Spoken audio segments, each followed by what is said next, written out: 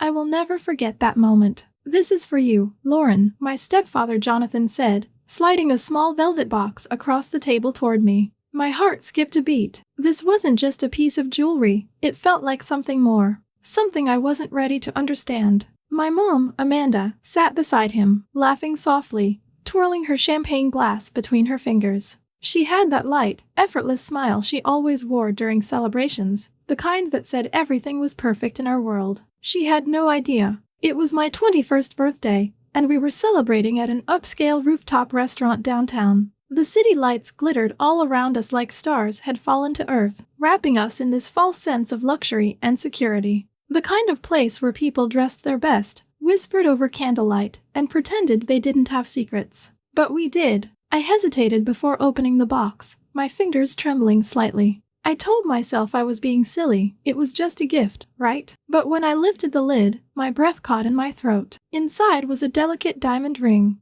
Simple, elegant, but too intimate. Way too intimate for a stepfather's gift. What is this?" I asked, forcing a shaky laugh, trying to keep things light. Jonathan leaned in closer, his breath warm against my ear, his voice low enough that only I could hear. "It's not just a gift," he whispered. His eyes gleamed under the flickering candlelight. "It's a symbol of our special connection. You know what I mean." I froze. My stomach twisted into knots. What the hell did he just say? I glanced at my mom. She was still smiling, raising her glass for a toast, blissfully unaware that her husband had just crossed a line he could never uncross. And that ring? It wasn't just going to sit on my finger. It was about to shatter everything. I felt like I was trapped in a nightmare, but no one else at that table could see it. I tried to mask the shock on my face as I closed the box and set it down gently, like if I didn't touch it, this whole thing would just disappear. My mind raced with 1,000 thoughts. Was this a joke?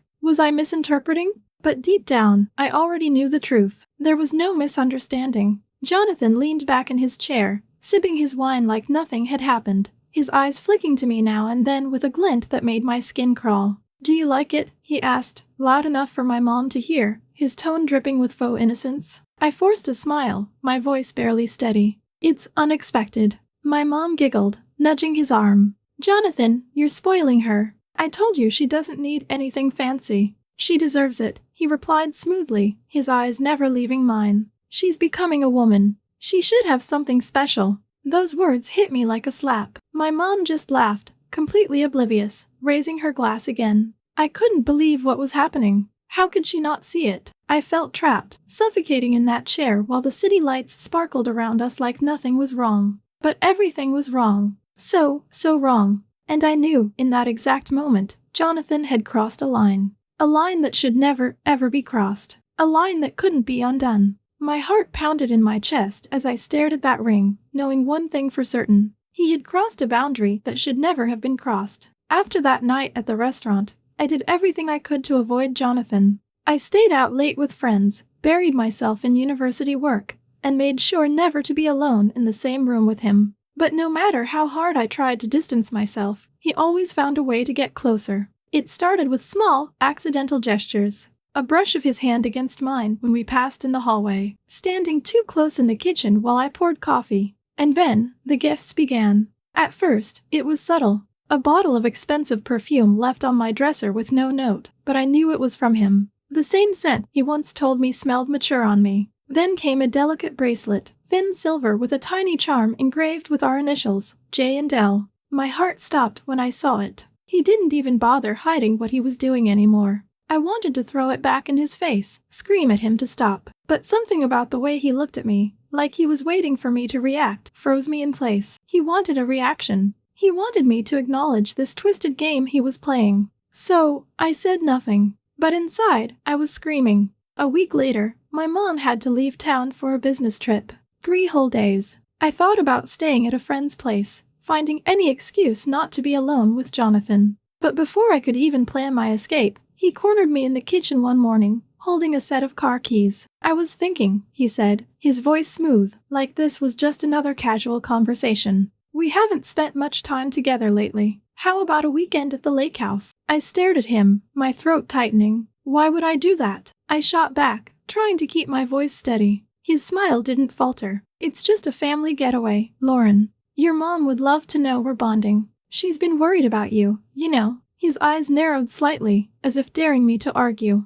I felt trapped. He was manipulating me, using my mom as leverage. If I refused, he'd twist it, make it seem like I was the one acting strange. And if I told my mom? I could already hear her voice in my head. Jonathan's just trying to be nice, Lauren. Why are you being so difficult? I swallowed hard and forced a nod. Fine. But in my mind, I was screaming again. The lake house was even more isolated than I remembered. Tucked deep in the woods, it sat right on the edge of a still, dark lake, surrounded by towering pine trees that blocked out most of the sunlight. It should have felt peaceful. Instead, it felt like a prison. As soon as we arrived, I checked my phone. No service. Of course. It's nice to disconnect sometimes, Jonathan said behind me, like he knew exactly what I was doing. No distractions. Just us. I forced a tight smile and muttered something about unpacking. But as I dragged my suitcase upstairs, I felt his eyes on my back, heavy and unblinking. The first night passed in tense silence. I stayed in my room, pretending to be tired, but sleep was impossible. I lay awake, listening for footsteps in the hall, half expecting him to come knocking. But he didn't. Not yet. The second night was worse. Jonathan knocked on my door just before sunset. Come downstairs, he called through the wood. I opened a bottle of wine. Let's relax by the fire. My heart pounded in my chest. Every instinct screamed at me to stay put, to lock the door and wait for morning. But I knew if I refused, it would only make things worse. He'd accuse me of being rude, ungrateful. And the last thing I wanted was to make him angry while we were trapped in this house together. So, I went downstairs. The living room was dimly lit, the only light coming from the crackling fire in the stone hearth. Jonathan was sitting on the couch, 2 glasses of red wine on the coffee table in front of him. He patted the cushion beside him, that same unsettling smile on his face. Sit, Lauren. I don't bite. I hesitated for a moment before perching on the edge of the couch, as far from him as possible. I could feel the heat of the fire on my skin, but it did nothing to chase away the chill creeping up my spine. We sat in silence for a while, the only sound the crackle of burning wood. I stared into the flames, praying he'd get bored and leave me alone. But of course, he didn't. You know, he said finally, his voice low and deliberate, I've always noticed you. My stomach dropped. I gripped my wine glass tightly, my knuckles turning white. You're not a little girl anymore, Lauren, he continued, his eyes fixed on me. You've grown into a beautiful woman, and I see the way you look at me. I snapped my head toward him, my heart hammering in my chest. You're sick, I whispered, my voice shaking. But he just smiled, leaning closer. We could be happy, Lauren, if you'd just stop fighting it. I shot up from the couch, my pulse racing. I'm going to bed, I muttered, heading for the stairs. But his voice stopped me cold. You can't run from this forever, he called after me, his tone darkening. You know it. I know it. I didn't look back. I bolted up the stairs, slammed my door shut, and locked it, my breath coming in short, panicked gasps. I had to get out. I didn't know how, but I had to. The next morning, I woke up early, hoping to sneak out before Jonathan was awake. But when I crept downstairs, he was already in the kitchen, brewing coffee like nothing had happened. Morning, he said casually, as if we were just a normal family on a normal weekend trip. Sleep well? I ignored him, grabbing my bag and heading for the door. Where are you going? His voice was calm, but there was an edge to it that made me freeze. Home, I snapped, my hand on the doorknob. I'm done with this. But when I yanked the door open, my heart sank. His car keys were gone. You didn't think I'd let you leave so easily, did you? Jonathan's voice was right behind me now, too close. We're not finished here, Lauren. I spun around, my heart pounding in my chest. Give me the keys, Jonathan. But he just smiled, stepping closer. Not until you stop pretending. We both know you feel the same way I do. You're delusional, I hissed, shoving past him. But he grabbed my arm, his grip tightening painfully.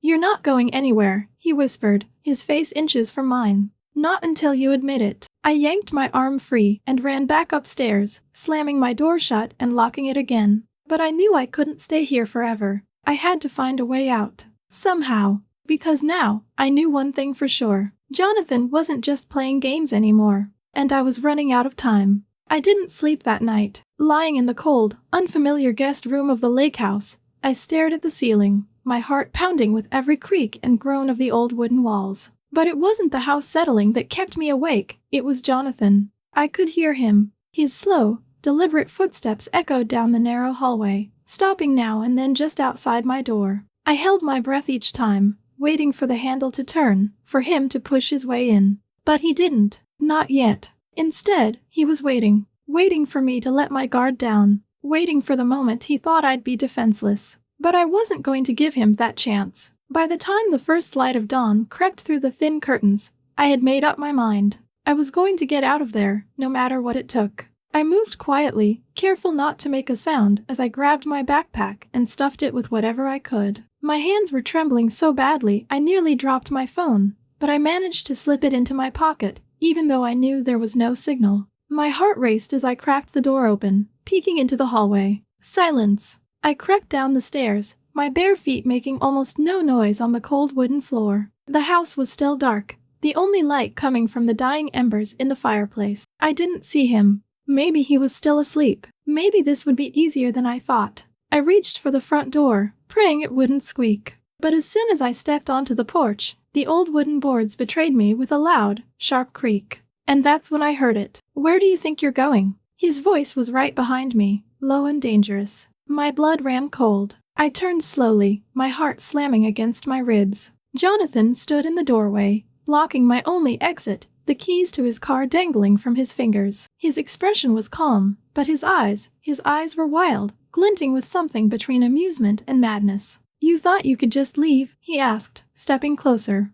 "You really think you can run from this?" "This is a mistake," I stammered, trying to keep my voice steady. "Let me go, Jonathan. I won't say anything. I just want to go home." But he only smiled, a slow, sinister curve of his lips that made my skin crawl. "A mistake," he repeated softly. "No, Lauren. This isn't a mistake. This is destiny." And that's when I knew talking wasn't going to work. With everything I had, I lunged at him, grabbing for the keys in his hand. He wasn't expecting it. His grip loosened just enough for me to rip them free. I didn't hesitate. I bolted down the porch steps, my feet pounding against the dirt path as I sprinted toward the car. I could hear him behind me, his footsteps thundering in my ears as he shouted my name. But I didn't look back. I couldn't. I reached the car, fumbling with the keys, my hands shaking so badly I almost dropped them. I could hear him getting closer, feel his presence closing in on me. But finally, mercifully, the key slid into the ignition.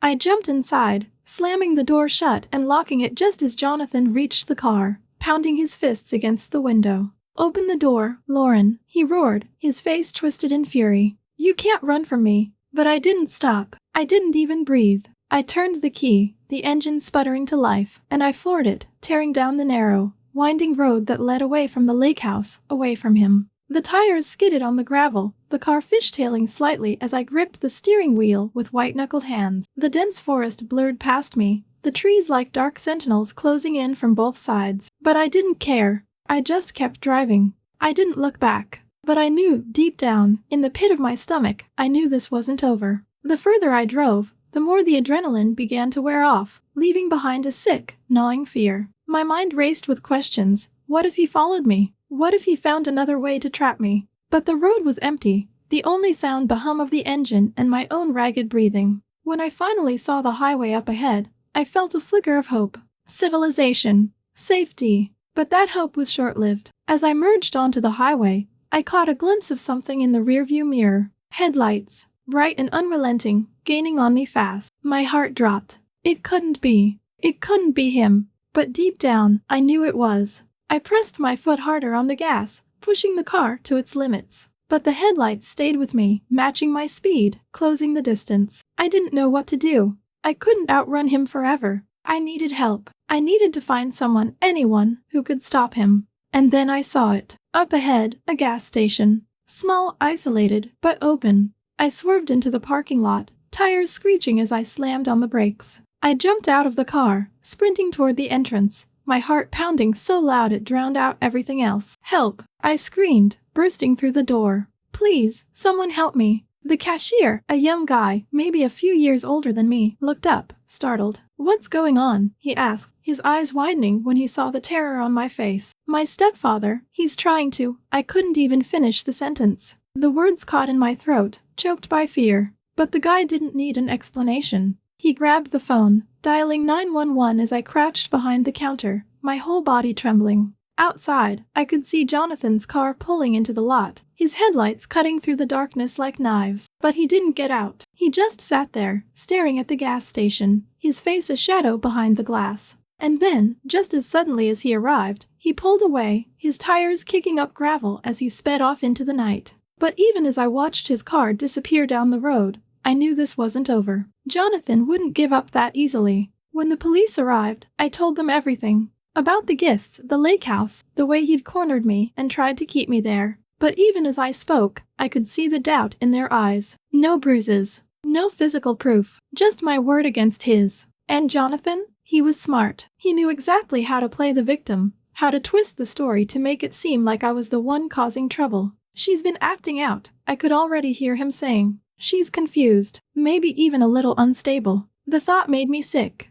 but I wasn't going to let him win. I didn't know how yet, but I was going to find a way to expose him, to make sure everyone saw the truth. Because one thing was clear, Jonathan wasn't done with me, and I wasn't done with him. When I finally made it home, I was ready to tell my mom everything. My heart was pounding, my mind racing with the words I had rehearsed over and over during the drive. I thought she would see the truth in my eyes, hear the fear in my voice, and believe me. But as soon as I stepped inside, I knew something was wrong. There they were, my mom and Jonathan, sitting side by side on the living room couch, as if they had been waiting for me. The sight of them together made my stomach twist. But what really knocked the breath out of me was the look on my mom's face. She wasn't worried. She wasn't confused. She was angry. "Lauren, what is this?" Her voice was sharp, full of irritation. "What kind of games are you playing?" I froze in the doorway, my pulse racing. Games? I didn't understand. But then Jonathan stood up, his face the perfect mask of concern. "Amanda, I tried to be patient with her," he said softly, his hand resting gently on her shoulder. "But she's been acting out. I think she's struggling with us." My heart dropped. He had gotten to her first. "You lying?" I shouted, stepping forward, my voice shaking with anger. "Mom, you don't understand." Phew. Enough. Her voice cracked like a whip. Her eyes burned with frustration, but not at Jonathan, at me. "Jonathan told me everything, Lauren. You're making up these stories because you're jealous. You can't stand that I'm happy." Jealous. The word hit me like a slap. He had twisted everything, painted me as some bitter, unstable daughter trying to sabotage their marriage. "Mom, please," I whispered, tears welling in my eyes. "You have to believe me." But she just shook her head, her face hard and closed off. "I don't know what's gotten into you," she muttered, "but you need to stop this nonsense." I felt like the floor had been ripped out from under me. The one person I thought would protect me was siding with him. And Jonathan? He just stood there, his eyes locked on mine, a faint smirk curling at the corners of his mouth. He had won. The days that followed were pure torture. Jonathan acted like nothing had happened. He moved through the house with ease, laughing, smiling, pretending to be the perfect husband and stepfather. But when my mom wasn't looking, he showed his true face.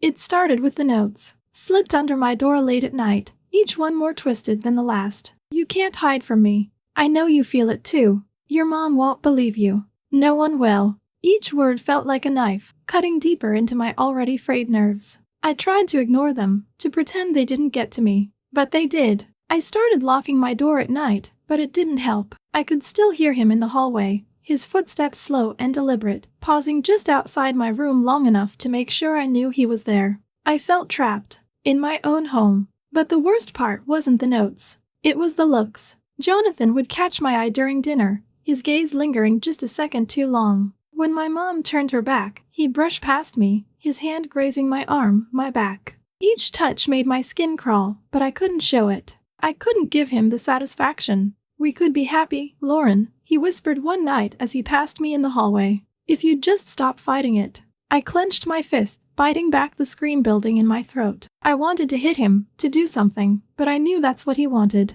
He wanted me to lose control, to give my mom more reasons to believe his lies. So, I stayed silent. But inside, I was boiling. I felt like I was losing control of my life. Every day was a struggle to keep it together, to act normal when everything around me was crumbling. My mom barely spoke to me unless it was to lecture me about my attitude. Jonathan's presence was suffocating, a constant reminder that I was alone in this fight. But then, one night, lying awake in the dark, an idea came to me. If Jonathan could play games, so could I. I realized I couldn't just wait for him to slip up. I needed to make him slip up. I needed proof, something undeniable, something that would force my mom to see the truth. And I knew exactly how to get it. I started by pretending to give in. The next morning, I joined them for breakfast, forcing a smile as I sat down at the table. Jonathan raised an eyebrow, clearly surprised by my sudden change in attitude, but he said nothing. "Morning," I chirped, pouring myself a cup of coffee.